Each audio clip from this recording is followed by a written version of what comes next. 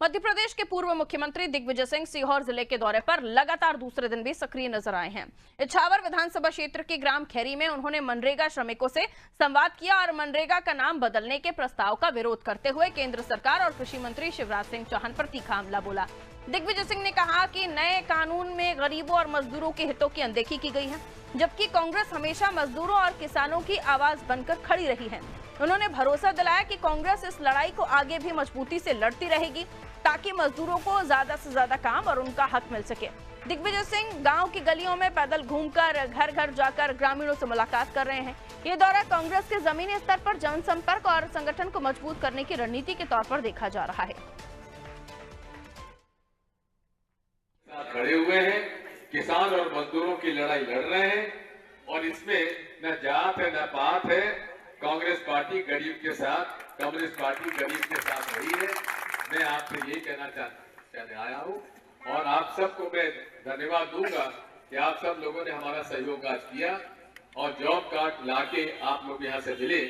अब हमारी ये कोशिश होगी कि जो नया कानून बना है उसमें हम लोग ज्यादा काम खुलवाने का प्रयास करेंगे, क्योंकि हमें उम्मीद नहीं है कि शिवराज सिंह चौहान जी खुद मंत्री हैं इसी इलाके से। ये उनका कानून भी उन्होंने बनाया है, लेकिन गरीबों का हित उन्होंने नहीं देखा है। तो देखिए, इस वक्त जो पूर्व मुख्यमंत्री दिग्विजय सिंह इछावर सीहोर पहुंचे, जहां दूसरा दिन का दौरा था उनका, सक्रिय दिखाई दिए और यहाँ जब वो बात कर रहे थे तो श्रमिकों से बात कर रहे थे और सीधे तौर पर उन्होंने पूर्व मुख्यमंत्री शिवराज सिंह चौहान, कृषि मंत्री इस वक्त केंद्र में, उनको घेरने की कोशिश की और जो मनरेगा के संदर्भ में जीराम जी जो नाम परिवर्तन को लेकर भी उन्होंने काफी आवाज बुलंद की। इस वक्त वो घूम रहे हैं पैदल पैदल तमाम जगहों पर। इससे कांग्रेस के संगठन और कांग्रेस की रणनीति को और मजबूत करने की तरफ भी देखा जा रहा है। आइए ऐसे और भी हम समझने की कोशिश करते हैं। ब्रजेश चौकसी जी हमारे साथ जुड़े हुए हैं, हमारे ब्यूरो हेड, उनसे और भी जान लेते हैं। ब्रजेश जी, मनरेगा जिसको लेकर लगातार इस वक्त पॉलिटिक्स बहुत जोरों से हो रही है, बयानबाजियों का एकदम हम कह सकते हैं भूचाल आया हुआ है और साथ ही साथ नाम बदलने को लेकर वो जो मजदूर हैं, श्रमिक हैं या फिर मनरेगा से जुड़े हुए लोग हैं, उनको भी वो जब संबोधित करते हैं तो वो सीधा हमला पूर्व मुख्यमंत्री शिवराज सिंह चौहान पर करते हैं। नाम बदलने को लेकर भी वो हमला करते हैं। यहाँ उनका इस कॉन्स्टिट्यूंसी में घूमना जो सीधे तौर पर शिवराज सिंह चौहान से भी ताल्लुक रखता है, हम सीहोर की भी बात करें अगर, विदिशा की भी बात करें अगर, तो कहीं ना कहीं भोपाल के आसपास के एरिया में इस तरह से उनका घूमना ये बताता है कि इस वक्त किसी और काम से भी दिग्विजय सिंह अपना क्राइटेरिया देख रहे हैं, पैर पैर घूम रहे हैं, क्योंकि शिवराज जी को भी पांव पांव वाले भैया कहा जाता था। क्या देख रहे हैं आप, दिग्विजय चाहते क्या हैं? निश्चित तौर पर पारुल, जब दिग्विजय सिंह निकलते हैं तो हम देखते हैं कि उनके विरोधियों, खासकर बीजेपी में बेचैनी नजर आती है। जब वो इछावर से, जो कि बीजेपी का एक गढ़ कहा जाता है, उसमें जब वो पदयात्रा शुरू करते हैं, आप देखिए वहां से 8 बार लगातार जीतते रहे करण सिंह वर्मा, राजस्व मंत्री हैं। पूर्व मुख्यमंत्री और केंद्रीय मंत्री शिवराज सिंह चौहान का गढ़ कहलाता संसदीय क्षेत्र है इछावर। तो आप देखिए उस जगह से निकल रहे हैं, मतलब वो नींव से निकल रहे हैं। जहां बीजेपी मजबूत है, कांग्रेस यदि वहां से कोई पदयात्रा शुरू कर रही है तो निश्चित तौर पर वो कितनी सक्रिय होने जा रही है, किस इरादे के साथ जा रही है, ये इस पर संकेत सीधे सीधे साफ नजर आते हैं। और दिग्विजय सिंह जब यात्रा निकालते, हमने देखा 2017-18 में उन्होंने यात्रा निकाली थी, किस तरह से उनकी यात्रा, हालांकि वो धार्मिक यात्रा थी लेकिन उसके राजनीतिक मायने थे।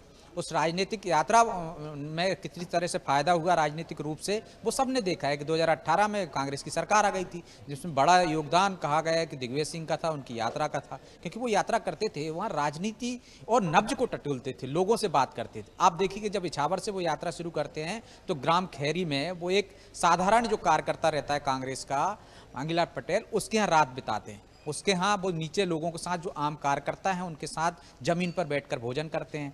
वो सुबह निकल जाते हैं, उठकर गलियों में लोगों से बात करते हैं, घर घर जाकर उनकी समस्याएं सुनते हैं। तो सिर्फ मनरेगा का नाम बदलने के लिए वो जो यात्रा निकाल रहे हैं, उसके के नाम बदल दिया, महात्मा गांधी और राष्ट्रपिता का अपमान किया है और एक तरह से विचारधारा की लड़ाई है, वो विचारधारा को लेकर जा रहा है। लेकिन इस यात्रा में यदि वो लोगों से बात करते हैं, मजदूरों से बात कर रहे हैं मनरेगा का, वो ये कह रहे हैं कि आपको काम नहीं मिल रहा है, यदि नाम बदलने के साथ साथ वो तमाम खामियां देख रहे हैं, जनता से बात कर रहे हैं, गांव से बात कर रहे हैं, ग्रामीणों से बात कर रहे हैं, गांव की गलियों में जा रहे हैं, तो निश्चित तौर पर इसके राजनीतिक फायदे, नफा नुकसान बात की बात बात है, लेकिन ये कांग्रेस को जमीनी स्तर पर मजबूत करने के लिए इरादे से की जा रही यात्रा कह सकते हैं हम आपको।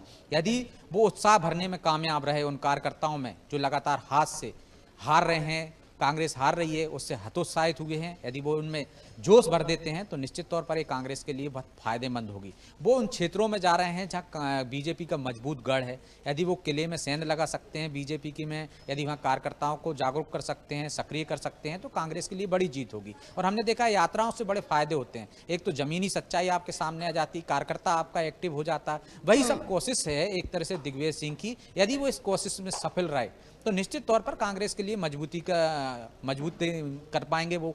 और दूसरा हमने देखा है कि दिग्विजय सिंह को इसी तरह से नहीं कहा जाता कि वो जमीनी नेता है। वो देखिए, जब प्रदेश अध्यक्ष थे पारोल, तब वो गांव-गांव नहीं गए, वो टिफिन लेकर निकल जाते थे। उन्होंने गलियां नाप दी, उन्होंने पूरा प्रदेश नाप दिया था, इसके बाद मुख्यमंत्री बने थे। और कांग्रेस में एकमात्र नेता दिग्विजय सिंह हैं जिनको गांव से लेकर शहर से लेकर पूरे मध्य प्रदेश में जिनके अपने समर्थक हैं। यदि वो यात्रा निकालते हैं तो ये कांग्रेस को जो मृत अवस्था में कह सकते हैं हम, जो बेहोशी की अवस्था में पड़ी है, उसमें संजीवनी का काम कर सकते हैं। और जो उन्होंने करके दिखाया, एक तरफ हम देख रहे हैं कि जीतू पटवारी भी यात्रा निकाल रहे हैं, यदि दिग्विजय सिंह यात्रा निकाल रहे हैं और उसके बाद प्रतिक्रिया आप देखिए दिल्ली से शिवराज सिंह चौहान दे रहे हैं, तो आप सोच सकते हैं कि बेचैन तो है बीजेपी, क्योंकि यात्रा से दिग्विजय सिंह ने पहले साबित कर दिया है कि उनकी यात्रा से किस तरह से कांग्रेस मजबूत होती है। इसीलिए शिवराज सिंह चौहान दिल्ली से कह रहे हैं कि ये इनकी भ्रष्टाचार बचाओ संग्राम है, मतलब एक तरह से मेहनत वो भ्रष्टाचार बचाने के लिए कर रहे हैं। उनको आरोप लगा रहे हैं कि मनरेगा में पहले भ्रष्टाचार ज्यादा होता था और उसके ही लिए यात्रा बचाने के लिए निकाल रहे हैं। लेकिन यदि दिग्विजय सिंह जा रहे हैं, गांव जा रहे हैं, मनरेगा के मजदूरों से आज उन्होंने बात की है, वो मजदूरों से बात करेंगे तो सच्चाई सामने आ जाएगी कि कितने दिन का रोजगार मिल रहा है, कितने लोगों को मजदूरी मिल रही है, या सिर्फ कागजों में मजदूरी मिल रही है, मशीनों से काम हो रहा है। तो ये इससे एक तरह से कार्यकर्ता भी जोश में आएंगे और जो ग्रामीण हैं वो भी कहीं ना कहीं कांग्रेस से जुड़ेंगे। तो निश्चित तौर पर अब इसका कितना लाभ ले सकती है कांग्रेस, तो आने वाला समय बताएगा, क्योंकि भारत जोड़ो यात्रा निकली थी, इसके बाद जिस तरह का माहौल बना था उस माहौल को बरकरार रखने में असफल रही थी कांग्रेस। क्या दिग्विजय सिंह जो यात्रा निकाल रहे हैं, ये 3 साल तक इसका जो माहौल बनेगा वो बरकरार रख पाएगी, या ये यात्रा कुछ दिन तक रहेगी, इसके बाद फिर कांग्रेस इसी हालात में पहुंच जाएगी? यदि लगातार यात्राएं होती रहीं तो निश्चित तौर पर ये बीजेपी के लिए मुश्किलें खड़ी करने वाली हो सकती है। बिल्कुल, बहुत शुक्रिया ब्रजेश जी जानकारी देने के लिए। तो दिग्विजय सिंह अपनी यात्रा निकाल रहे हैं, लेकिन यात्राओं से अगर दौर बदलते तो क्या बात थी, क्योंकि राहुल गांधी भी भारत जोड़ो यात्रा निकाल चुके हैं और दिग्विजय सिंह की जो ये यात्रा है मध्य प्रदेश में, वो कितनी संजीवनी कांग्रेस को दे पाएगी ये आने वाले वक्त के साथ पता चलेगा। फिलहाल उनकी ये पुरानी स्ट्रैटेजी है, वो अपने शुरुआती दौर से राजनीतिक जब उनकी शुरुआत हुई थी वहां से वो इसे उपयोग करते हुए आ रहे हैं। और कहा भी जाता है कि दिग्विजय सिंह टिफिन लेकर निकलते थे तो उन्हें खुद नहीं पता होता था कि अगला गांव उनका कौन सा है जहां वो चल देंगे।